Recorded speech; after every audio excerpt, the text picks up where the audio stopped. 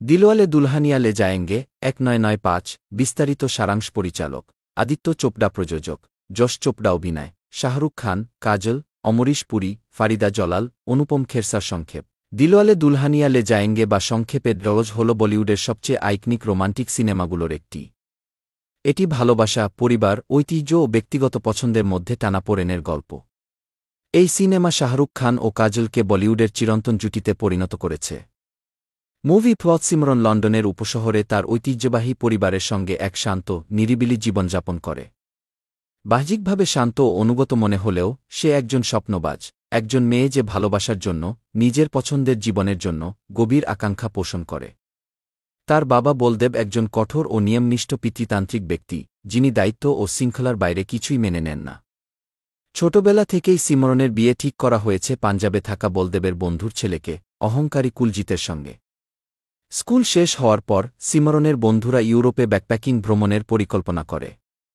এটিকে জীবনে একবার আসা মুক্তির সুযোগ হিসেবে দেখে সিমরন দ্বিধা নিয়ে বাবার অনুমতি চায়, আর অবাক করে দিয়ে বলদেব সম্মতি দিয়ে দেয়। এদিকে লন্ডনের অন্য এক কোণে রাজ, একজন ধনী ভারতীয় ব্যবসায়ীর বেপরোয়া ছেলে, এক ভিন্ন পথে যাত্রা শুরু করে। রাজ এক ক্যারিশম্যাটিক কিন্তু পড়াশোনায় অমনোযোগী যুবক, সদ্য কলেজ থেকে বাদ পড়েছে। তার বাবা, যিনি নিজের জীবন উৎসর্গ করেছেন ভবিষ্যতের জন্য, ছেলেকে উৎসাহ দেন জীবন উপভোগ করতে। এই সফর বাবা ছেলে উভয়ের জন্যই পুরনো ভুলকে শুধরে নতুন করে শুরু করার সুযোগ। রাজ ও সিমরনের প্রথম দেখা হয় লন্ডন থেকে ছেড়ে যাওয়া একটি ট্রেনে।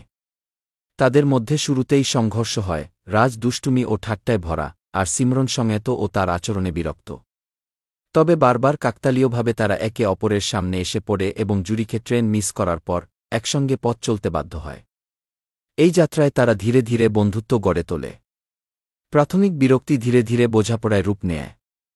এক রাতে শীত ঝড়ে পথ হারিয়ে তারা বাইরে আটকে পড়ে এবং মদ্যপান করে। পরদিন সকালে সিমরন আতঙ্কে জেগে উঠে, মনে দুশ্চিন্তা, কি হয়েছে রাতে। রাজ তাকে নিশ্চিত করে কিছুই ঘটেনি, সে তার সম্মান রক্ষা করেছে। যখন তারা আবার তাদের দলের সঙ্গে মিলে যায়, ততক্ষণে তারা দুজনেই একে অপরকে ভালোবাসতে শুরু করেছে। কিন্তু কেউই সাহস করে বলার সুযোগ পায় না। সিমরন লন্ডনে ফিরে যায় এবং তার মায়ের কাছে রাজের কথা স্বীকার করে। যখন বলদেব এই সম্পর্কের কথা জানতে পারে, সে রেগে গিয়ে দ্রুত পরিবারকে নিয়ে পাঞ্জাবে চলে যায়, যাতে সিমরনের বিয়ে কুলজিতের সঙ্গে দেয়া যায়। রাজ হাল না ছেড়ে ভারত যায়। সিমরনের অবস্থান জেনে সে একটি পরিকল্পনা করে। সে পালিয়ে যেতে চায় না, সে সিমরনের পরিবারের মন জয় করতে চায়। সে চায় আশীর্বাদ, বিদ্রোহ নয়। একটি শিকারে গিয়ে রাজ কৌশলে কুলজিতকে বিপদ থেকে রক্ষা করে, যাতে তার কৃতজ্ঞতা পায় এবং তাকে তাদের বাড়িতে আমন্ত্রণ জানানো হয়। সেখানে গিয়ে রাজ সবার মন জয় করার কাজ শুরু করে। বিয়ের উৎসব শুরু হলে রাজ পুরো বাড়ির আদরের পাত্রে পরিণত হয়। কিন্তু ভাগ্যের পরিহাসে কুলজিতের বোন প্রীতি রাজের প্রেমে পড়ে যায়। তার মা বাবাও রাজে মুগ্ধ হয়ে যায় এবং প্রীতির সঙ্গে রাজের বিয়ের প্রস্তাব দেন। রাজের বাবা ছেলের গোপন সম্পর্ক না জানায় খুশি মনে প্রস্তাব গ্রহণ করেন। সিমরনের বিয়ের আগের রাতে রাজ ও সিমরন আবার পালিয়ে যাওয়ার কথা চিন্তা করে, কিন্তু রাজ এখনও আশা করে তারা সম্মানের সঙ্গে একত্রিত হতে পারবে। পরদিন সকালে বলদেব ইউরোপে তোলা রাজ ও সিমরনের একটি ছবি খুঁজে পায় এবং সব সত্য স্পষ্ট হয়।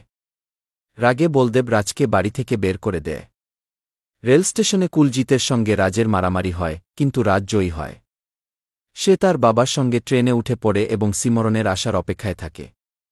সিমরন তার বাবার কাছে কাতর অনুরোধ করে রাজের সঙ্গে যেতে দিতে। তার দৃঢ় বিশ্বাস দেখে বলদেব অবশেষে নরম হয়ে যায়। তিনি বলেন, যাও সিমরন, যাও।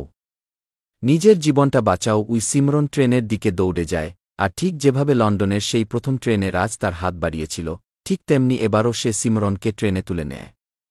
গল্পের বিস্তারিত বিবরণ। প্রথম অধ্যায়, পরিচয় ও ইউরোপ সফর। সিমরন সিং কাজল লন্ডনে বসবাসকারী একজন ভারতীয় মেয়ে, যার পরিবার খুব রক্ষণশীল। তার বাবা চৌধুরী বলদেব সিং, অমরিশ পুরী, একজন কড়া ও ভারতীয় সংস্কৃতিতে বিশ্বাসী মানুষ। সিমরন আজ্ঞাবহ, কিন্তু তার মনে আছে ভালোবাসা ও স্বাধীনতার স্বপ্ন। তবে তার বাবা আগে থেকেই তাকে ভারতের একজন পাত্রের সঙ্গে বিয়ে দেওয়ার সিদ্ধান্ত নিয়েছেন। অন্যদিকে রাজ মালহোত্রা, শাহরুখ খান, একজন ধনী ও স্বাধীনচেতা যুবক, যার বাবা অনুপম খের, একজন হাসিখুশি ও উদারমনা মানুষ। রাজ খুব চঞ্চল, দায়িত্বহীন ও মজাদার স্বভাবের। সিমরন তার বাবার অনুমতি নিয়ে বন্ধুবান্ধবদের সঙ্গে ইউরোপ সফরে যায়। একই সফরে রাজও তার বন্ধুবান্ধবদের সঙ্গে যায়। সেখানে তাদের প্রথম দেখা হয় এবং সেটা বেশ মজার ও বিব্রতকরভাবে।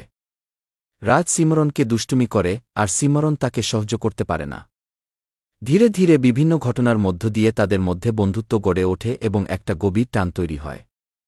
এক রাতে যখন সিমরন মাতাল হয়ে পড়ে, রাজ কিছু না করে কেবল তার খেয়াল রাখে, যা প্রমাণ করে যে রাজ আদর্শবান। এই ঘটনার পর সিমরন উপলব্ধি করে যে সে রাজকে ভালোবাসে। কিন্তু এর আগেই সিমরনের পরিবার তাকে ভারতে নিয়ে যায় বিয়ের জন্য।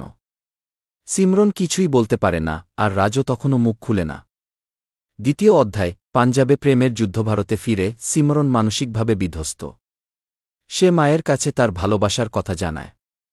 রাজ যখন এই সংবাদ পায়, তখন সে সিদ্ধান্ত নেয় সিমরনের পরিবারকে বুঝিয়ে সম্মানের সঙ্গে তাকে বিয়ে করবে। রাজ পাঞ্জাবে গিয়ে কৌশলে সিমরনের বিয়ের বাড়িতে আত্মপ্রকাশ করে।